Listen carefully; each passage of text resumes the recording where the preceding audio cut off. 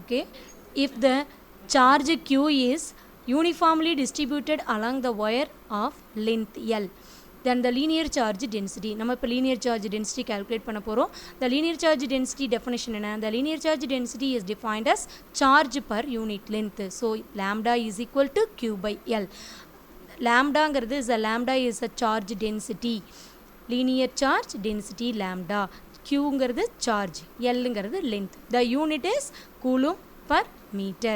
இப்போ இந்த வேல்யூஸை நான் கொண்டு வந்து எலக்ட்ரிக் ஃபீல்டில் சப்ஸ்டிட் பண்ணோன்னா is equal to 1 by 4 pi epsilon naught integral lambda dl by r square into r cap is equal to lambda by 4 pi epsilon naught integral dl by r square into r cap. This is a linear charge density-க்கு நம்ம electric field calculate பண்ணியிருக்கோம். இதே மாதிரி charge டென்சிட்டிக்கு பார்க்குறோம். Surface charge டென்சிட்டிக்கு அதே மாதிரி calculate பண்ணுறோம். Volume charge டென்சிட்டிக்கும் electric field எவ்வளோங்கிறத கால்குலேட் பண்ண போகிறோம். இப்போ சர்ஃபேஸ் சார்ஜ் டென்சிட்டி, இப்போ நான் எடுத்துக்கக்கூடிய சர்ஃபேஸோட ஏரியா ஏன்னு எடுத்துக்கிறேன். Is the charge is q. If the charge q is uniformly distributed on the surface of area A, then the surface charge density ங்கிற symbol sigma. அப்போ surface charge density definition charge per unit area. So sigma is equal to q by A. q ங்கிறது charge, A ங்கிறது area. It is a unit is coulomb per meter square. So electric field நம்ம substitute பண்ணோம்னா is equal to 1 by 4 pi epsilon naught integral sigma dA by r square into r cap is equal to 1 by 4 pi epsilon naught. sigma வை வெளில எடுத்துறோம். It's a constant value. So integral dA by r square into r cap. இது electric field surface charge டென்சிட்டிக்கு calculate பண்ணுறோம். அதே போல் is a volume charge density-க்கும் calculate பண்ணுறோம். If the charge q is uniformly distributed in volume V, then the volume charge density letter rho.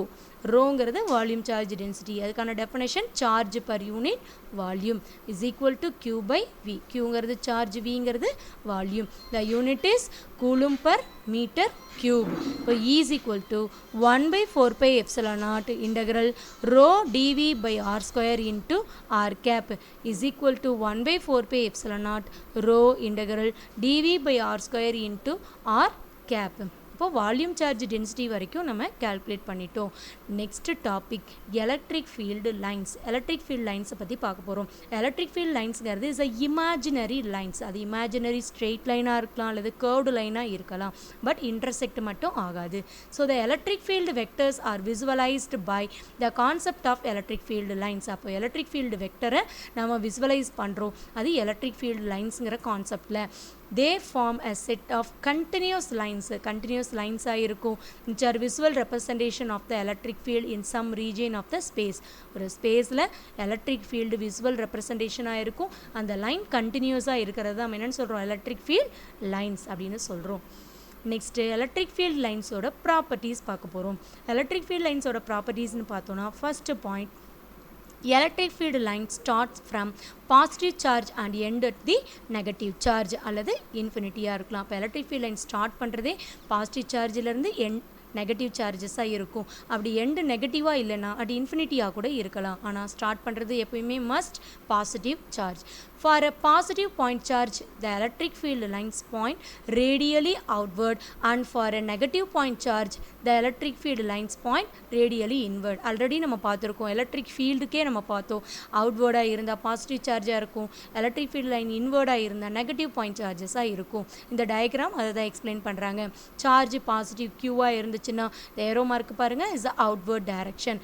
இந்த டயக்ராமில் பார்த்தோம் அப்படின்னா இஸ் அ நெகட்டிவ் சார்ஜாக இருந்தால் இஸ் அ இன்வர்ட் டைரக்ஷனில் இருக்கும் எலக்ட்ரிக் ஃபீல்டு. ஸோ இது first point, properties first point. Second point, the electric field vectors at a point in space. அந்த ஸ்பேஸில் இருக்கக்கூடிய எலக்ட்ரிக் ஃபீல்டு வெக்டர் எப்படி இருக்கும், is a tangential to the electric field lines at that point. Electric field லைனுக்கும் electric ஃபீல்டும் tangent to the லைன்ஸாக இருக்கும். இது செகண்ட் பாயிண்ட். தேர்ட் பாயிண்ட் எடுத்துக்கிட்டோன்னா, the electric field lines are denser in the region where the electric field has larger magnitude. Electric field lines எந்த இடத்துலலாம் க்ளோஸராக இருக்கோ, டென்சராக இருக்கோ, அங்கெல்லாம் magnitude is larger. Magnitude means values is a லார்ஜராக இருக்கும். சப்போஸ் லெஸ் டென்சராக இருந்துச்சு அந்த ரீஜன் அப்படின்னா electric field is a smaller மேக்னட்யூடாக இருக்கும். இதை எப்படி சொல்லலாம்னா, electric field is inversely proportional to square of the distance. அப்போது E is directly proportional 1 by r square is a formula. Next point is a important point. The electric field lines பொறுத்த வரைக்கும் no two electric field lines intersect each other. ரெண்டு electric field lines கண்டிப்பா intersect பண்ண முடியாது. If the two lines cross at a point, ஒரு particular pointல cross ஆகுது அப்படின்னா two different electric field vector at the same point, அந்த same pointல different electric field vectorsல தான் என்ன ஆகும் travel ஆகும். இது fourth point. Fifth point, the number of electric field lines at the emanate from positive charge or end at the negative charge is directly proportional to magnitude of the charges. எப்பயுமே the number of electric field lines that emanate from positive chargeலேருந்து end எப்படி இருக்கும் is a negative charger-ஆக இருக்கும். ஆனால் அப்படி இருந்தாலும் is directly proportional-ஆக இருக்கும். Already சொல்லியிருக்கோம் electric field lines வந்து is a directly proportional of அதனுடைய magnitude of charges-ஆக இருக்கும். Suppose 5q plus minus of 2q-ஆக இருந்துச்சுன்னா அதனுடைய total values is a 3q charges-ஆக இருக்கும். இது எப்படி increase ஆகுதுங்கிறது இங்கே நம்ம எடுத்துக்கக்கூடிய ரெண்டு charges-ஓட values-ஐ பொறுத்து is a directly proportional. இது வரைக்கும் is the properties of electric field lines பார்த்தோம்.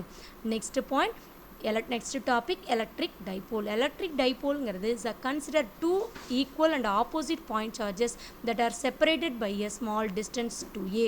ரெண்டு point charges எடுத்துக்கிட்டு அந்த ரெண்டு point charges இடையில இருக்கக்கூடிய distance very small-ஆ இருக்கும்.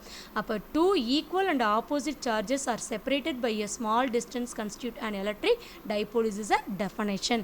எக்ஸாம்பிள் பார்த்தோம் அப்படின்னா carbon monoxide, water, ammonia, HCl இது எல்லாமே is example for electric dipole. ரெண்டு ஈக்குவல் ஆப்போசிட் சார்ஜஸாக இருக்கும், மேக்னட்யூட் ஈக்குவலாக இருக்கும், பட் சைன் மட்டும் ஆப்போசிட்டாக இருக்கும். அது செப்பரேட்டடியாக ஒரு ஸ்மால் டிஸ்டன்ஸில் எடுத்துக்கிறோம். அதுதான் எலக்ட்ரிக் டைபோல்.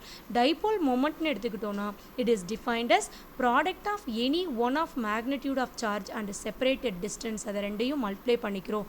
அப்போ P is equal to 2qai அப்படிங்கிறது is a formula for dipole moment. It is a vector quantity. The SI unit is coulomb meter. இது வரைக்கும் பார்த்தது dipole and dipole moment.